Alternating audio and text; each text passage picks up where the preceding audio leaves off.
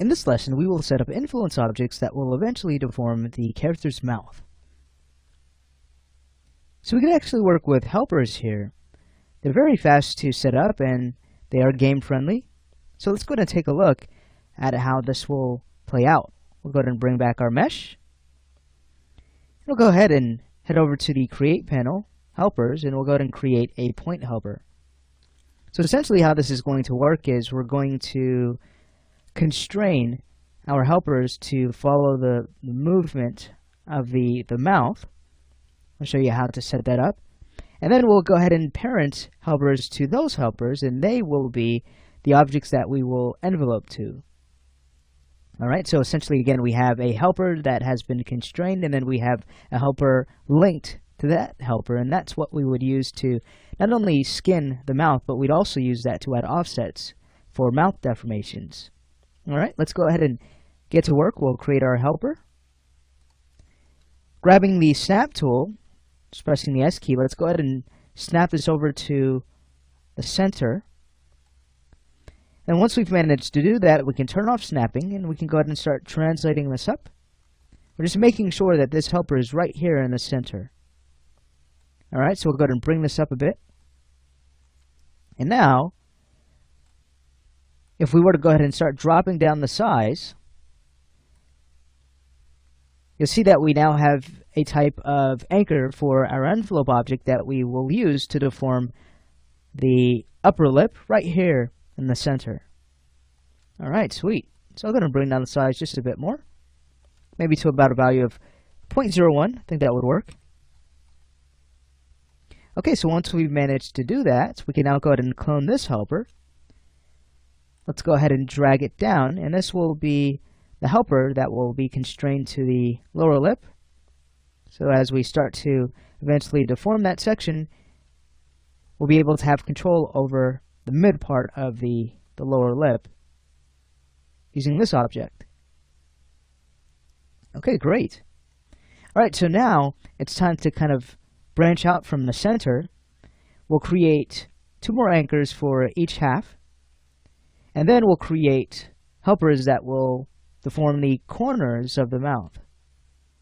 Alright, so getting started, I'll go ahead and grab the one at the top here. We'll hold down Shift and we'll drag so we can create a few copies. Let's go ahead and create 3. Alright, so this last one we have selected, we're going to place this at the corner of the mouth. We'll drag this down, drag it over, bring it back. Okay, that looks pretty good. Might go ahead and adjust it a bit more. Okay, perfect. Alright, so now let's go ahead and grab the next one. And we'll go ahead and drag this back. And we'll place it a little bit closer to the helper that we've placed at the corner of the mouth. Alright, that looks good. Let's go to the next one. And this one will be placed in between our mid helper and the one that we've just set. So we'll just go ahead and translate that back. Bring it over to the side in the x-axis. I'd say that this looks good. Okay, let's go ahead and now clone this one. And we'll bring it down. Now we can go ahead and translate it back so it touches the lower lip. Alright, great. This is looking pretty good. Let's go ahead and grab the next helper. Again, we'll clone it. Control V. We'll now go ahead and drag this down and bring it back so it again touches the lower lip. And then we'll go ahead and check our placement, making sure that we are satisfied with the placement of each helper before we mirror each of these across. I'm going to go ahead and press the Z key just so we can orbit around this helper a bit better. Alright, fantastic. So kind of like the placement. So I think this would be a good time to mirror these across. Alright, so we will not have to worry about the ones in the center, of course, but the others will need to be mirrored. And we know that we can basically go ahead and grab the x-axis value and then use the reciprocal. So let's go ahead and get started with the upper lip. With that helper selected, we'll press Control V. Once it has been copied, we'll now go ahead and put in negative value we see in the X field. Alright, sweet. Let's go ahead and do the same thing for the next helper. Again, clone it. And that's going to be negative x. Alright, we'll take care of the corner. It's going to be negative. We just have a few more. So let's go ahead and get those taken care of. Alright, one more. Okay, so once we're finished up here, I think this would be a good time to make sure that all of these are not only stored in a layer, but we'd also want to make sure that they have been renamed. Alright, so let's go ahead and take care of that. What we'll do is go ahead and grab each of our helpers. I'll just do a quick marquee select. I might also press F3 just to double check and make sure that only those objects have been selected. You can see that there's one here that needs to be selected, and then have this nub object that we can deselect. So I'll go ahead and alt click that. Now let's head over to layers, and we'll create a brand new layer, and this layer will be for all hidden objects. These are objects that should not be seen, but these work in the background of our rig and make sure that it operates the way it should. Alright, so with all of these selected, we'll create our layer. Again, we'll make sure the default layer is still active. And this new layer will be named Hidden. Alright, great. Now, let's say we go ahead and work on renaming these objects. So the one in the center here, we can go ahead and use a naming convention of PT CNS, since this will be constrained, underscore mid underscore upper lip 01. Alright, so I'll now go ahead and copy that. We'll go to the next helper right here in the center, but the one attached to the lower lip, paste, and we'll change upper to lower. Alright, great. Now how about the others? Let's go ahead and move to the next one. For the upper lip, I'll simply go ahead and paste in the name. That's PTCNS L upper lip A 01. So let's go ahead and copy that. We'll go to the next, paste, and this one will be upper lip B. Now how about the one in the corner? Well, let's go ahead and change up the naming convention just a bit. That's going to be PTCNSL lip corner 01. Alright, sweet. So you kind of get an idea of how we'll approach the naming convention. So how about the lower lip? Well, we can go ahead and paste in our name here. And that's going to be PTCNSL lower lip.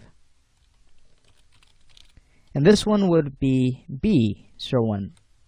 Alright, so let's go ahead and take care of the others. I'll pause the video, and when I come back, I'll have the rest of these renamed. Alright, so once all of our helpers have been renamed, we'll now go ahead and have them stored in another helper, and this is a way to kind of connect it all back to our rig. So I'll go ahead and grab, let's say, one of the helpers in the center. Let's go ahead and clone the object, and we can name it from here. That's going to be PT DRV for point helper driver underscore lip bones 01. Okay, great. Let's go ahead and kind of move this back and in the center. It doesn't have to be perfectly centered at all. And this will act as the parent for our lip rig here. So what we can now do is go ahead and grab all of our helpers, minus the one that we've just created. Let's alt click that.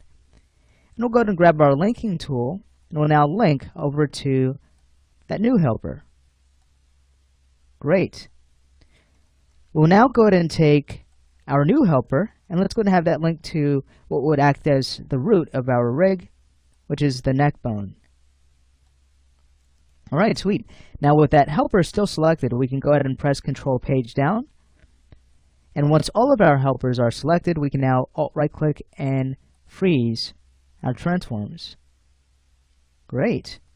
Alright, so it is now time to go in and create the envelope objects, and this is really straightforward. We'd simply go ahead and grab the helper. I'll press the Q key so we could exit the link tool. We'll come back to it when we're ready to link our bone objects. But we simply grab our helper, clone it, and then just change the name. So instead of PTCNS, we change that to BN. And then we go ahead and clean up the suffix. So in this case, it's A01. We can now click OK. Let's change our display from cross to box. And now we can go ahead and have the helper linked to our constraint helper. Once we've done that, we can go ahead and have that new helper stored in the skeleton layer. Alrighty. If I were to go ahead and right-click and use transform to 0, you can see how it kind of shifts out of place. I'll go ahead and undo that back. All that means is that we need to rerun our freeze transform tool. So now when we go ahead and use transform to 0, it stays put. So that's basically how we would set up the others. Again, we'd grab our helper, we'd go ahead and clone it, we'd rename it to BN, and then the rest of the name follows. We'd clean up our suffix, so that's a 01. Next, we'd change its display to box. This is just so it's easy to select. And then we can have it linked to its constraint helper. From there, we know that we need to freeze our transforms. And, of course, it gets stored in the skeleton layer. Alrighty, so I'll go ahead and leave the others up to you, and that's going to finish out this lesson. So in the next lesson, I'm going to show you how we'll have our helpers follow the deformations of the mouth.